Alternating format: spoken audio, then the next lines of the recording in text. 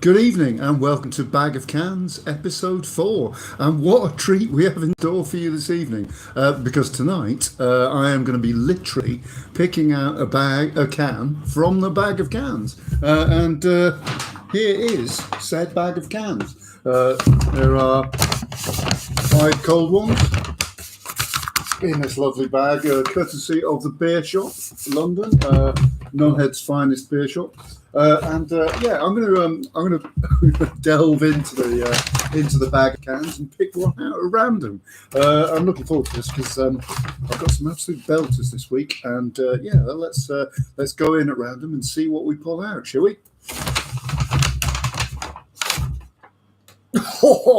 Right, excellent. I'll put that bag of cans to one side.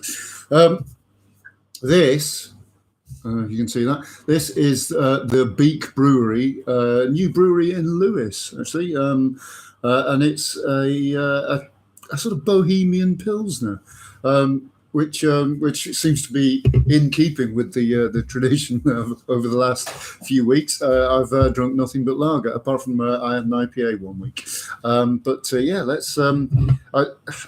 I've got to confess, I had one of these last night and it was bloody delicious. So I'm really looking forward to this.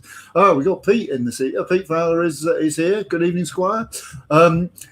He's halfway through a drink as well, which is good to hear. And he'll be playing again his 6 o'clock selection on Spotify. A Friday tradition. Do join in if you can. It'll be brilliant as per usual. Right, Beak Brewery. A fairly new outfit from Lewes in East Sussex. I haven't had the chance to visit them yet, and to be honest, they mostly did kind of like really hazy IPAs, or from what I could tell. So I wasn't all that keen to go. But frankly, since then I've had two of their beers, and they've both been absolutely outstanding. So I'm hoping that next time I go to Lewes, where my sister lives, I'll be able to drop in and see what they do there. Which by the taste of it anyway, is make good beer is what they do there. Right. I'll stop crapping on. Apart from to say, ever since bloody Joe Biden's fucking inauguration earlier this week, I have had the world's worst earworm. It has been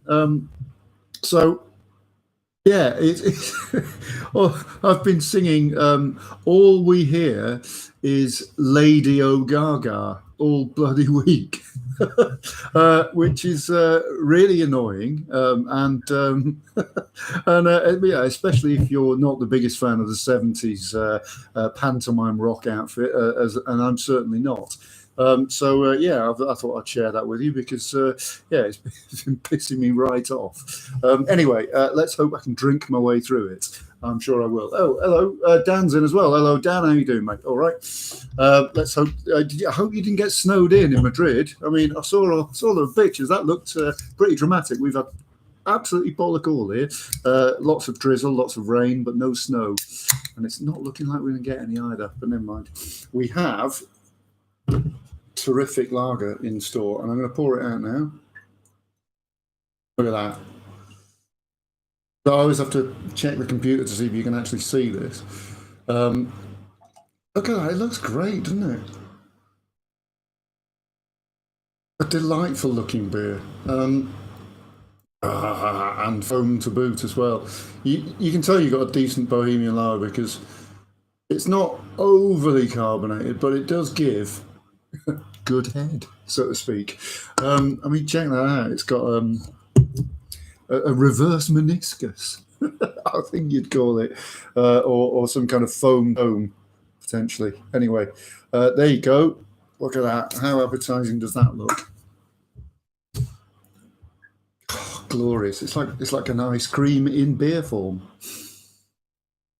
Oh, delightful.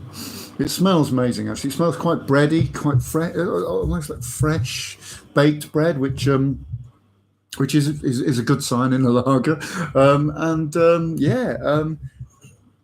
It looks like it's going to make me belch, and I'm not worried about that in any way. In fact, I'm already doing it.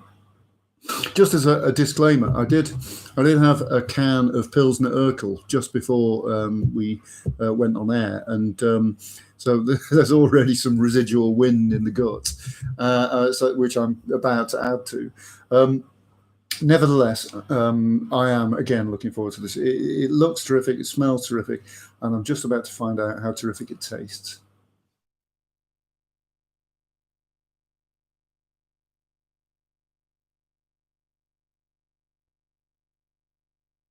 Mm.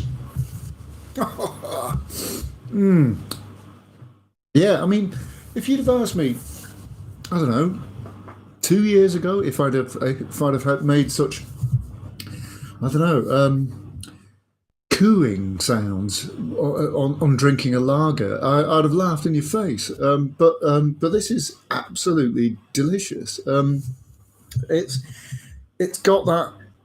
It's got a lovely kind of, you know, as I said, the breadiness and of the malt really comes through in your first couple of gulps. It's quite doughy, if you like, but clean doughiness. The kind of doughy that you'd get if you just opened the oven when you were baking a loaf of bread. It's that onrush of baked dough, basically. That's the kind of feeling I'm getting straight away from the taste. But then it's just, yeah, it sharpens up really, really, really quickly, actually, and really cuts to the back of your tongue. I think you could safely slake your thirst really easily with several cans of this, and luckily I have several cans of this, so I might well do this evening. It's terrific. I mean, it stands up really well to the Pilsner Urquell that I had earlier, and that's really high praise because Pilsner Urquell is like a reference Bohemian Pilsner. It's absolutely terrific. This is a bit stronger than Pilsner Urquell. It's 5%. I don't think they say too much about it on the can. Malted barley, hops, yeast, water. Yeah, no, so not a great deal.